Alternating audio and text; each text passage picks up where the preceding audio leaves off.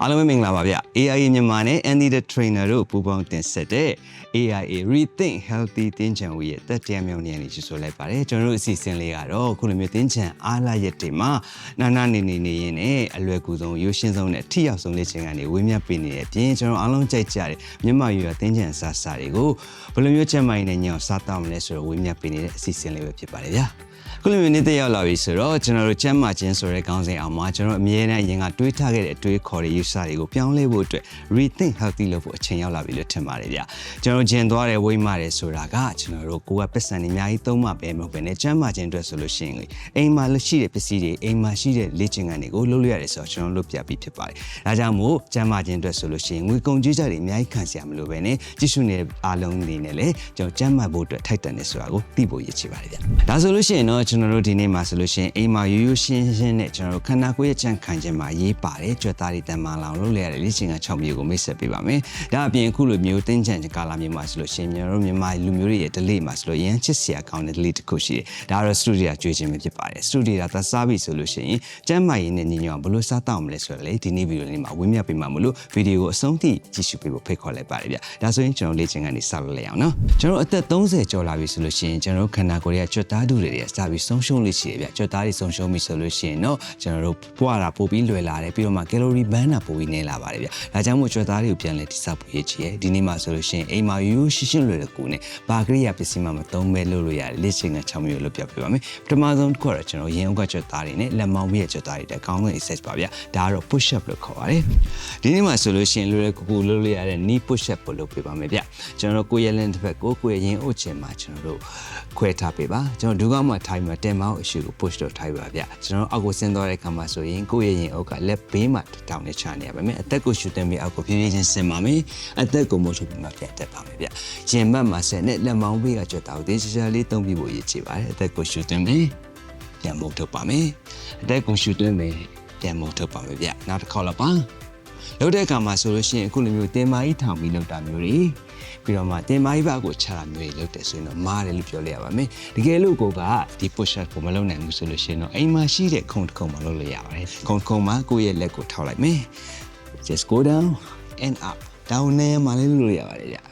ျဒါဆိုလို့ရှိရင် push up မလုပ်တတ်ဘူးဆိုတဲ့လူတွေအတွက်ဆိုလို့ရှိရင်တော့တော်တော်လေးလွယ်ကူမယ်လို့ထင်ပါတယ်နောက်တစ်ခုတော့ကျွန်တော်ခန္ဓာကိုယ်အောက်ပိုင်းမှာရှိတဲ့ muscle အတွက်ဆိုရင်အကောင်းဆုံးကတော့ထိုင်ထားလေ့ကျင့်ခန်းပါဗျထိုင်ထားလေ့ကျင့်ခန်းကိုလုပ်တယ်ဆိုလို့ရှိရင်တော့ weight ပါစရာမလိုဘဲနဲ့တိကျပုံစံမှန်လုပ်တယ်ဆိုလို့ရှိရင်တော့ပေါင်းကကြက်သားတွေတင်မကြက်သားတွေတော်တော်များများအထိမှသိကြပါတယ်လက်နှစ်ဖက်ကကိုလည်းဆန်းလိုက်အောင်ရှောင်းနှစ်ဖက်ကိုလည်းကျွန်တော်ပခုံးအကျယ်မှာခွာပြီးရထားပေးပါအောက်ကိုဆင်းသွားတဲ့အခါမှာဆိုလို့ရှိရင်ကိုယ့်ရဲ့ခန္ဓာကိုယ်လေးခြင်းကဖနှောက်မှာပဲရှိရပါမယ်အောက်ကိုဆင်းမယ်ဆိုလို့ရှိရင်ကိုယ့်ရဲ့ဒူးကောင်းတွေကခြေပြားတွေကိုမကျွံသွားရဘူးတင်မကိုနောက်ကိုပြထားမယ်ခန္ဓာကိုယ်က45ဒီဂရီရှိကိုစောင်းထားပေးပါပြီးတော့လို့ရှိရင်တင်မနဲ့ပေါင်ကကြွတာတွေပြန်ညစ်ပြီးပေါ်ပြတ်တတ်ပါဗျအသက်ကိုရှူသွင်းပါမယ်ပြန်ပြီးမဟုတ်တော့ပ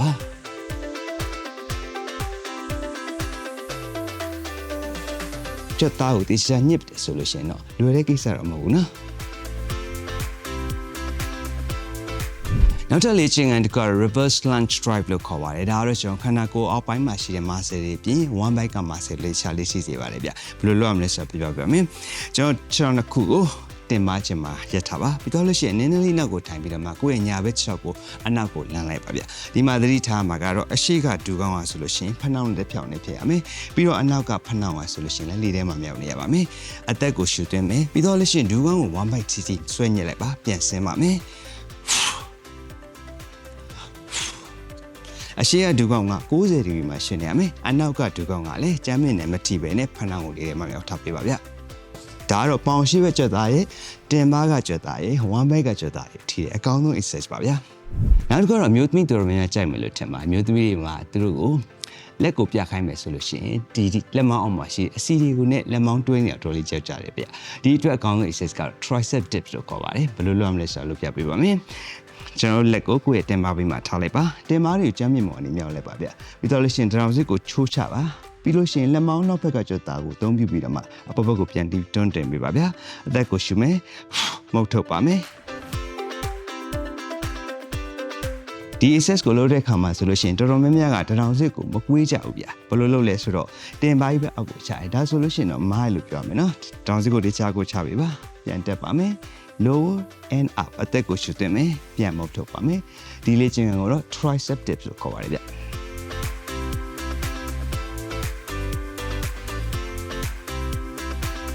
နောက်တစ်ခုကတော့ကျွန်တော်ခန္ဓာကိုယ်အောက်ပိုင်းမှာရှိတဲ့တင်ပါးတွေအတွက်အကောင်းဆုံးလေ့ကျင့်ခန်းရယ်ကျွန်တော်ခါးနေရအတွက်အကောင်းဆုံးလေ့ကျင့်ခန်းမှာဒါတော့ကျွန်တော် bridge လို့ခေါ်ပါတယ်ဗျဒီကိုလုပ်မယ်ဆိုလို့ရှိရင်တော့ခန္ဓာကိုယ်ကိုကြမ်းမြင်ပေါ်ကိုပတ်လက်လိုက်ပါကိုယ့်ရဲ့ခြေထောက်တွေကိုကိုယ့်ရဲ့ချင်းမျက်စိကိုကျွန်တော်ဆွဲကန်လွှဲတဲ့ထိချောက်တွေနောက်ကိုဆွဲသွင်းလိုက်ပါဗျပခုံးကိုကြမ်းမြင်ပေါ်မှာချထားမယ်အသက်ကိုရှူသွင်းပြီးတော့မှတင်ပါးဝူလေးကိုမြောက်လိုက်ပါဒီချိန်မှာဆိုလို့ရှိရင်ခါးနေရကမှာစေတင်ပါးမှာစေဒီချောက်လေးညှစ်ထားပေးပါဗျပြီးတော့ဖြည်းဖြည်းချင်းပြန်ပြီးချပေးမယ်အသက်ကိုမုတ်ထုတ်ပါမယ် lower ဒီ exercise ကိုတော့ glute bridge လို့ခေါ်ပါတယ်ဒီ exercise ကတော့တင်ပါးကမှာဆယ်တွေပြင် lower back ကမှာဆယ်တွေအတွက်အကောင်းဆုံး exercise လို့ပြောလို့ရပါတယ်ဗျ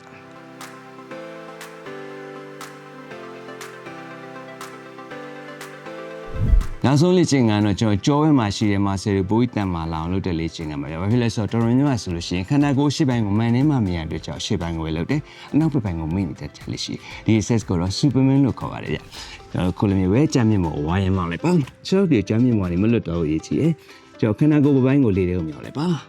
။ And then go down ကျွန်တော်ခါနဲ့ကြောရမှာဆယ်တွေဂျာလင်းညက်ထားပေးပါဗျာ။ Exhale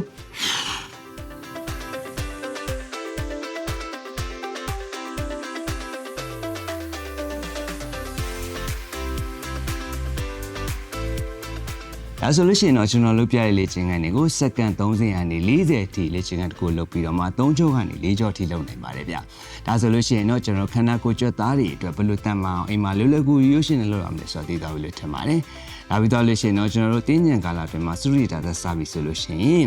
စရိယာမှာကျွေးတဲ့အစားအစာတွေကိုကျန်းမာရေးနဲ့ညောင်ဘယ်လိုစားမလဲဆိုတာကိုပြောပြပေးပါမယ်။စရိယာမှာဘာတွေကျွေးချင်လို့ရှိလဲဗျ။တာဂျန်ရောက်လာပြီဆိုလို့ရှိရင်မြန်မာလူမျိုးတွေရဲ့ချစ်စရာကောင်းတဲ့ daily တစ်ခုကတော့စရိတာကျွေးမွေးခြင်းပဲဖြစ်ပါတယ်ဗျ။စရိယာတော့စားပြီဆိုလို့ရှိရင်မုံရင်ကစားရတာများတယ်။မုံရင်ကကိုကျန်းမာရေးနဲ့ညောင်ဘယ်လိုစားတော့မလဲ။မုံရင်ကမှာဆိုလို့ရှိရင်အသားဓာတ်ပါတယ်၊ကစီဓာတ်တွေလည်းပါတယ်။ဒါပေမဲ့သူ့မှာဆိုလို့ရှိရင်တော်တော်လေးငံတဲ့အတွက်ကြောင့်မို့ကျွန်တော်ဆိုဒီယမ်ဓာတ်တော်တော်များပါတယ်ဗျ။ဆိုဒီယမ်ဓာတ်စားရများပြီဆိုလို့ရှိရင်ခန္ဓာကိုယ်ထဲမှာရေဓာတ်တွေတင်းစီးတာဖြစ်ပြီးတော့မှ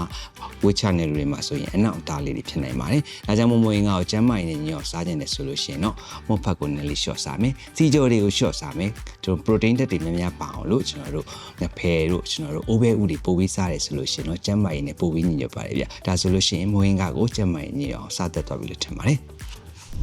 ဒါဆိုလို့ရှိရင်တော့ကျွန်တော်အသက်အရွယ်တစ်ခုရောက်လာပြီဆိုလို့ရှိရင်ကြွက်သားဆုံးရှုံးခြင်းတွေကိုကာကွယ်ဖို့အတွက်အကောင်းဆုံးအိမ်မှာလုပ်လို့ရတဲ့လွယ်ကူပြီးရုပ်ရှင်နဲ့ strength training တွေတည်သွားပြီလို့ထင်ပါတယ်။ဒါအပြင်ကျွန်တော်တို့ studio ဒါစားပြီဆိုလို့ရှိရင်လည်းမုံရင်းကဘယ်လိုစားတော့မလဲဆိုတာတည်သွားပြီလို့ထင်ပါတယ်ဗျ။မနေ့ကမှဆိုလို့ရှိရင်တော့အားလုံးပဲသိချင်ကြတဲ့ one bite နဲ့ကြောဘက်မှာရှိတဲ့အရှေ့လေပိုင်းပြဿနာကိုဘယ်လိုဖြေရှင်းရမလဲဆိုတာရေကျွန်တော်အားလုံးကြိုက်ကြတဲ့တင်းချံအေးတစ်မျိုးကိုကျန်းမာရေးနဲ့ညောဘယ်လိုစားတော့ရမလဲဆိုတာကိုဝေမျှပေးမှာမို့ AI မြန်မာ page ကိုစောင့်မျှော်ကြည့်ရှုပေးကြဖို့အတွက်ဖိတ်ခေါ်လိုက်ပါတယ်ဗျ။ဒါဆိုလို့ရှိရင် AI မြန်မာနဲ့တူတူအားလုံးကျမ်းမာတက်ရှိပြီးတော့မှပိုပြီးကောင်းမွန်တဲ့ဘဝတွေကိုရှောင်လန်းရအောင်လားခင်ဗျာအားလုံးပဲပျော်စရာကောင်းတဲ့တင်းချံချက်နေလေးဖြစ်ပါစေဗျမနေ့ကမှပြန်တွေ့ပါမယ် See you ပါခင်ဗျာ